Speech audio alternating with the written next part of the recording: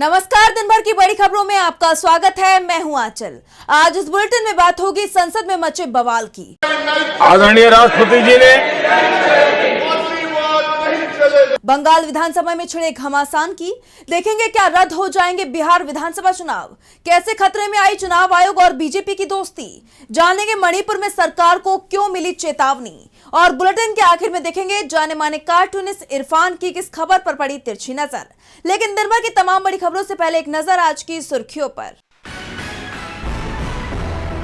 कांग्रेस अध्यक्ष मल्लिकार्जुन खड़गे और राहुल गांधी की बंगाल इकाई के नेताओं के साथ बैठक। आगामी विधानसभा चुनाव पर चर्चा। राज्य में अकेले चुनाव लड़ेगी कांग्रेस।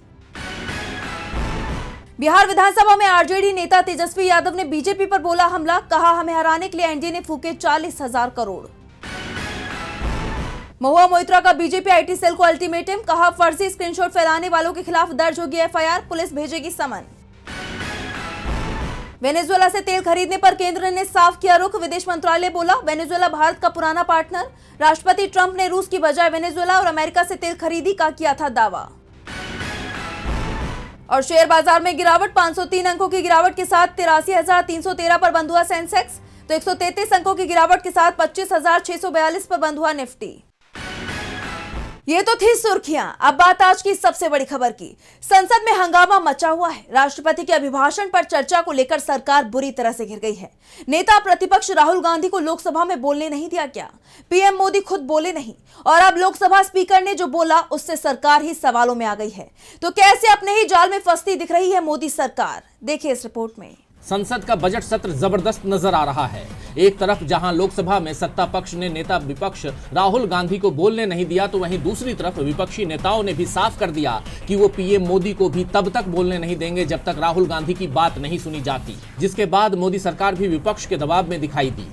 लोकसभा में पीएम मोदी ने बोला ही नहीं, और राज्यसभा में जब वो बोलने पहुंचे तो विपक्षी सांसदों ने जमकर नारेबाजी की कि तानाशाही नहीं चलेगी, विपक्ष की आवाज दबाना बंद करो। इन सब के बीच पीएम मोदी ने अपना संबोधन जारी रखा। उन्होंने कहा कि भारत आज वैश्विक चुनौतियों का समाधान देने वाला देश, एक उम्मीद की किरण बना हुआ है।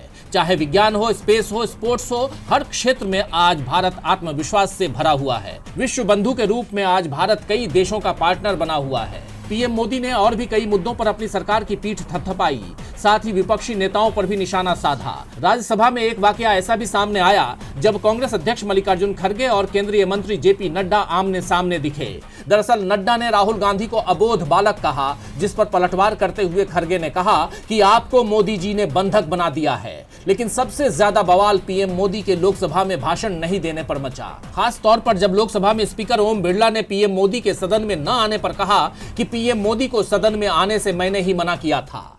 जब सदन के नेता को सम्मानीय महामहिम राष्ट्रपति के अभिभाषण पर जवाब देना था, तो मेरे पास पुख्ता ऐसी जानकारी आई कि कांग्रेस पार्टी के कई सदस्य माननीय प्रधानमंत्री जी के आसन पर पहुंचकर कोई भी अप्रत्याशित घटना कर सकते। स्पीकर के इस बयान पर कांग्रेस सांसद प्रियंका गांधी भड़क गईं और तीखे स्वर में कहा कि प्रधानमंत्री स्पीकर के पीछे छिप जाते हैं। कल तो उनमें सदन में आने की हिम्मत ही नहीं हुई, क्योंकि 3 महिलाएं अध्यक्ष के सामने खड़ी थीं। ये कैसी बेतुकी बात है। कोई चर्चा नहीं हो रही क्योंकि सरकार चर्चा होने ही नहीं देना चाहती। दरअसल इतिहास में ये पहली बार है जब लोकसभा से राष्ट्रपति के अभिभाषण पर धन्यवाद प्रस्ताव प्रधानमंत्री के भाषण के बगैर ही पारित हो गया।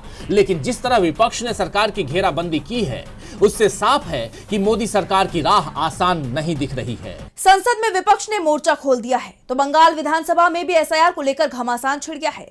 सत्र के पहले दिन टीएमसी ने एसआईआर के खिलाफ अहम प्रस्ताव पेश किया, जिसमें 107 लोगों की जान जा चुकी है। चुनाव से पहले जारी गहमागहमी के बीच इस प्रस्ताव के आने से चुनाव आयोग बुरी तरह से घिर गया है। तो क्या है इस प्रस्ताव को लेकर पूरी खबर, जानेंगे इस रिपोर्ट में। पश्चिम बंगाल में एसआईआर को लेकर मामला और बढ़ गया है। 5 फरवरी को विधानसभा में ममता सरकार ने एक अहम प्रस्ताव पेश किया। इस प्रस्ताव में दावा किया गया कि एसआईआर प्रक्रिया के कारण राज्य में अब तक 107 लोगों की जान जा चुकी है। संसदीय कार्य मंत्री शोभन देव चट्टोपाध्याय ने नियम 169 के तहत यह प्रस्ताव पेश किया। उन्होंने चुनाव आयोग की कड़ी आलोचना भी की। उन्होंने कहा कि आयोग अब परेशान करने वाला आयोग बन गया है। जैसा कि आप जानते हैं कि पश्चिम बंगाल में विधानसभा चुनावों से पहले मतदाता सूची के पुनरीक्षण के लिए एसआईआर की प्रक्रिया चल रही है।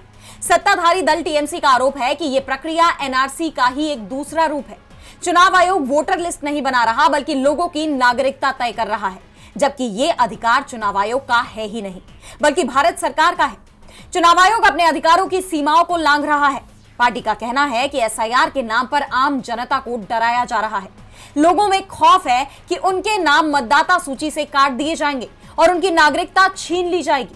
टीएमसी की तरफ से पेश प्रस्ताव पर विधानसभा स्पीकर ने कहा कि क्योंकि यह मामला अभी सुप्रीम कोर्ट में लंबित है, इसलिए हम इसे स्वीकार नहीं कर रहे हैं।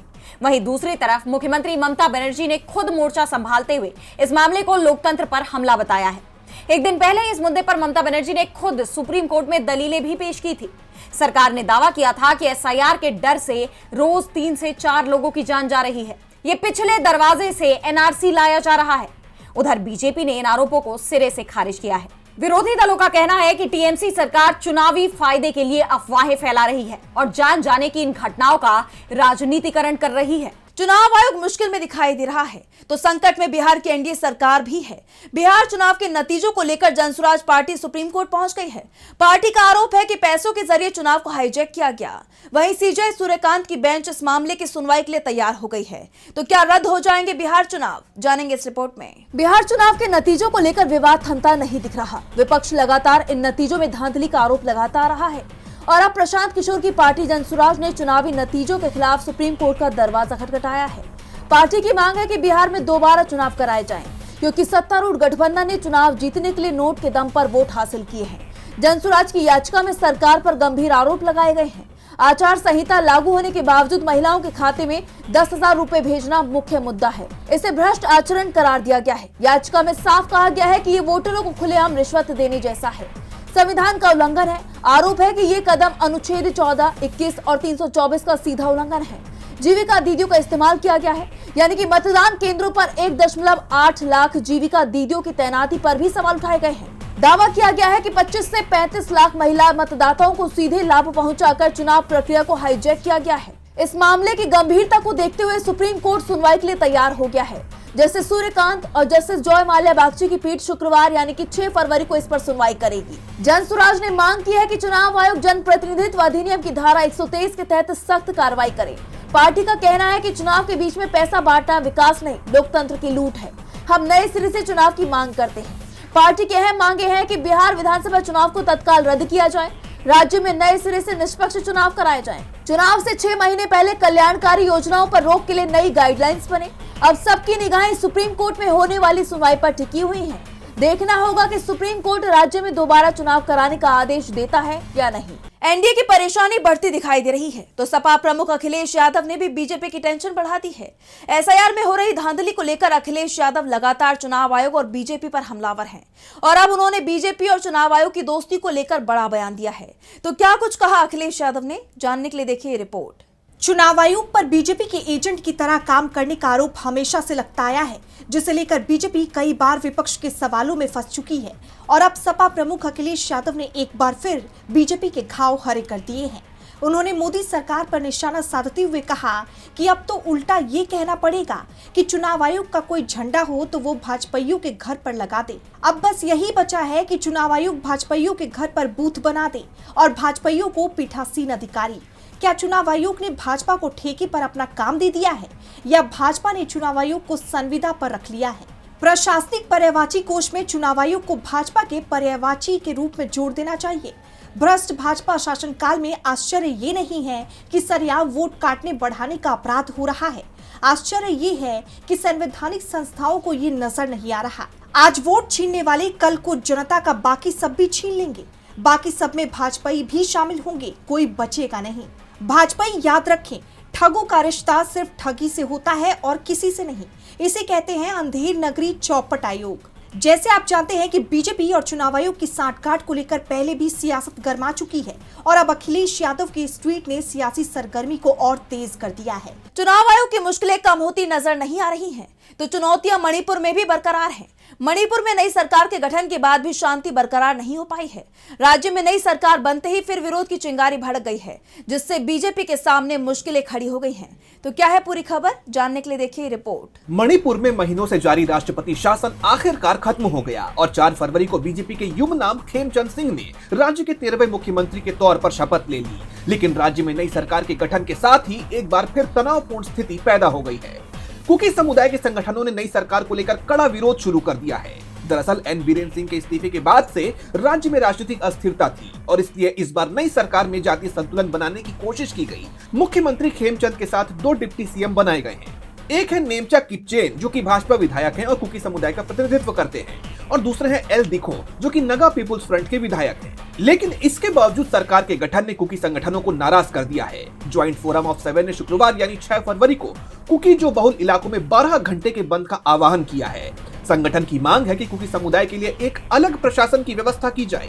दरअसल कुकी जो काउंसिल और कई उग्रवादी समूहों ने चेतावनी दी है कि अगर कोई विधायक अपनी मर्जी से सरकार में शामिल होता है तो ये उसका निजी फैसला होगा। संगठनों ने कहा है कि इस एक तरफा सरकार के गठन से पैदा होने वाले किसी भी परिणाम के लिए वो जिम्मेदार नहीं होंगे। यही वजह रही है कि शपथ ग्रहण के कुछ ही घंटों बाद कांगपोकपी और लिमाखोंग जैसे इलाकों में प्रदर्शनकारी सड़कों पर उतर आए। प्रदर्शनकारियों ने टायर जलाकर और बांस लगाकर रास्तों को बंद कर दिया।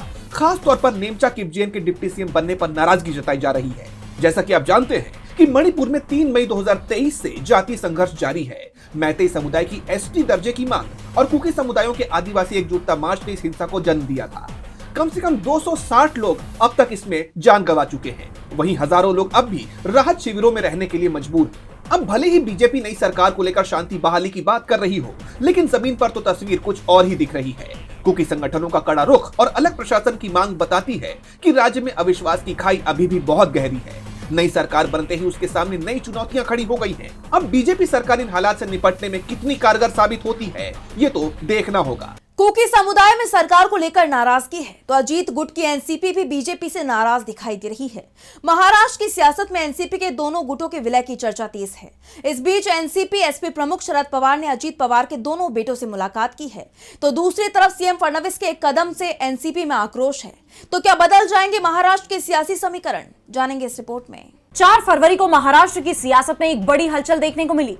दरअसल एक बंद कमरे में एनसीपी एसपी प्रमुख शरद पवार ने अजित पवार के दोनों बेटों जय पवार और पार्थ पवार से मुलाकात की, जिसके बाद कई तरह की चर्चाएं शुरू हो गई। ये बैठक बारामती स्थित विद्या प्रतिष्ठान के परिसर में हुई और लगभग 1.5 घंटे तक चली। इस बैठक में क्या बातचीत हुई, इसके बारे में अभी कोई जानकारी सामने नहीं आई है। वहीं दूसरी तरफ खबरें हैं कि इस बैठक में एनसीपी के दोनों गुटों का संभावित विलय और आगामी जिला परिषद चुनाव को लेकर चर्चा हुई है। जैसा कि आप जानते हैं कि अजित पवार के पास डिप्टी सीएम पद के साथ साथ राज्य का वित्त मंत्रालय भी था। उनके निधन के बाद आनन फानन में उनकी पत्नी सुनीत्रा पवार ने डिप्टी सीएम पद की शपथ ली, लेकिन सीएम फडणवीस ने उन्हें वित्त मंत्रालय देने से इनकार कर दिया, जिसके बाद एनसीपी कार्यकर्ताओं में गुस्सा दिखाई दे रहा है और इस गुस्से को फडणवीस और भड़का रहे हैं। जब तक अजीत पवार जीवित थे तब तक फडणवीस की भी हिम्मत नहीं होती थी कि वो अजीत के फैसलों में हस्तक्षेप करें, लेकिन अब फडणवीस अजीत पवार के पुराने फैसलों को पलटने में जुट गए हैं। उन्होंने राज्य के सरकारी विभागों में हो रही मनमानी और अनावश्यक खरीदारी का हवाला देते हुए दर्जन भर खरीदार के फैसलों पर रोक लगा दी है। जो फैसले अजित पवार ने लिए थे उनको रद्द कर दिया है। कहा यह जा रहा है कि वित्त विभाग संभालने के बाद अब फडणवीस नए सिरे से टेंडर जारी करने की तैयारी में है। उन्होंने वित्त विभाग को निर्देश दिया है कि 15 फरवरी से किसी भी तरह के खरीद प्रस्ताव को स्वीकृति नहीं दी जाएगी और ना ही नए टेंडर जारी किए जाएंगे, भले ही उन्हें पहले ही मंजूरी क्यों न मिल गई हो। इस प्रतिबंध में फर्नीचर की मरम्मत, ड्राइवर, मशीन, कंप्यूटर उपकरण, स्पेयर पार्ट्स, कार्यालय किराए पर लेना, सेमिनार, कार्यशालाओं के आयोजन समेत दूसरे मदों पर होने वाला खर्च शामिल है। अब इस पूरे घटनाक्रम की वजह से महाराष्ट्र की सियासत में हलचल तेज हो गई है। महायुति में टकराव देखा जा रहा है तो तनाव इस वक्त मिडिल ईस्ट में भी बना हुआ है। ईरान और अमेरिका के बीच 6 फरवरी को बातचीत होनी थी, लेकिन अब एक बार फिर दोनों देश जंग की तरफ रुख करते नजर आ रही हैं। खबर आ रही है कि ये बातचीत रद्द हो गई है, जिसके बाद ईरान ने अमेरिका को चेतावनी भी दी है। तो क्या मिडिल ईस्ट में शांति पर फिर मंडरा रहा है खतरा? आइए देखते हैं इस रिपोर्ट में। मिडिल ईस्ट में शांति बनाए रखने की तमाम कोशिशें फेल हो गई हैं और अब एक बार फिर अमेरिका और ईरान के बीच जंग की आशंका बढ़ती जा रही है। मिडिल ईस्ट देशों की मध्यस्थता की कोशिशों के बाद दोनों देशों ने 6 फरवरी को तुर्की में बातचीत पर सहमति जताई थी, लेकिन बाद में ईरान ने तुर्की की बजाय ओमान की मस्कट में वार्ता की मांग की।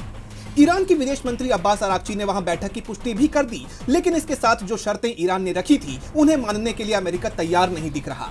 दरअसल ईरान ने साफ कहा था कि बातचीत केवल परमाणु कार्यक्रम पर होगी, लेकिन अमेरिका और इजराइल ईरान की मिसाइल क्षमताओं पर भी चर्चा करना चाहते हैं। ऐसे में इजरायली मीडिया का दावा है कि अब ये वार्ता रद्द हो गई है, जिसके बाद ईरानी सशस्त्र बलों के chief of staff major general Abdul Rahim Mousavi का भी बयान सामने आया है। उन्होंने कहा कि ईरान किसी भी शत्रुतापूर्ण कदम का मुकाबला करने के लिए पूरी तरह से तैयार है। अपने बैलिस्टिक मिसाइलों को सभी तकनीकी आयामों में विकसित करके ईरान अपनी डिफेंस शक्ति को मजबूत करने में सफल रहा है। यानी जिस मिसाइल क्षमता को लेकर अमेरिका और इजराइल पहले से ही डरे हुए हैं, ईरान उसकी धौंस भी दिखा रहा है और इस बार उसे चीन और रूस से पूरी मदद भी मिल रही है। यही नहीं, यमन के यूती विद्रोही भी उसकी मदद के लिए तैयार हैं। Israeli public broadcaster can news ने अपनी रिपोर्ट में दावा किया है कि हूती लाल सागर में जहाजों पर अटैक की तैयारी कर रहे हैं। साफ है कि इस बार अगर जंग हुई तो ये पहले से कहीं ज्यादा घातक होगी। हालात की गंभीरता को देखते हुए तुर्की ने कहा कि वो अमेरिका ईरान तनाव को संघर्ष में तब्दील होने से रोकने के लिए हर मुमकिन कोशिश कर रहा है। रूसी विदेश मंत्री सर्गेई लावरोव ने भी कहा है कि अमेरिका और ईरान के मौजूदा हालात पूरे क्षेत्र के लिए विस्फोटक हैं। ऐसे में अब देखना यह होगा कि क्या मध्यस्थ देश ईरान और अमेरिका के बीच को बातचीत की मेज पर ला पाएंगे। यह मिडिल ईस्ट बड़ी तबाही की तरफ बढ़ रहा है। और बुलेटिन के आखिर में देखेंगे जाने माने कार्टूनिस्ट इरफान की किस खबर पर पड़ी तिरछी नजर।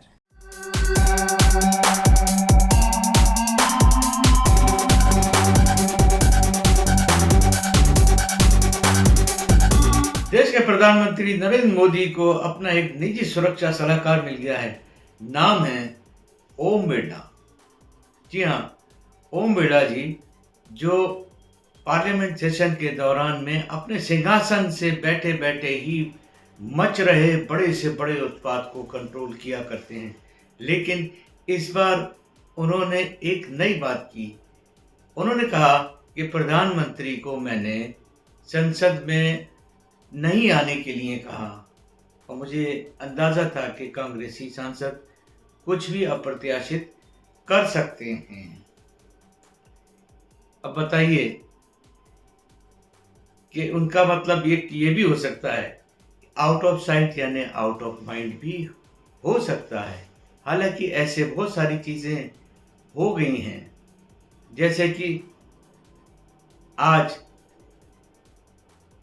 धन्यवाद प्रस्ताव जब पारित हुआ उस समय प्रधानमंत्री संसद में मौजूद ही नहीं थे।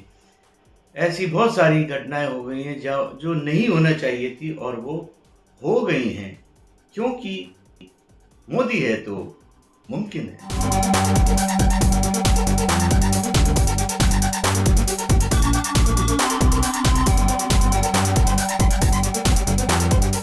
बहुत बहुत शुक्रिया इरफान जी। तो आज इस बुलेटिन में बस इतना ही। आप देखते रहिए DB लाइव। नमस्कार।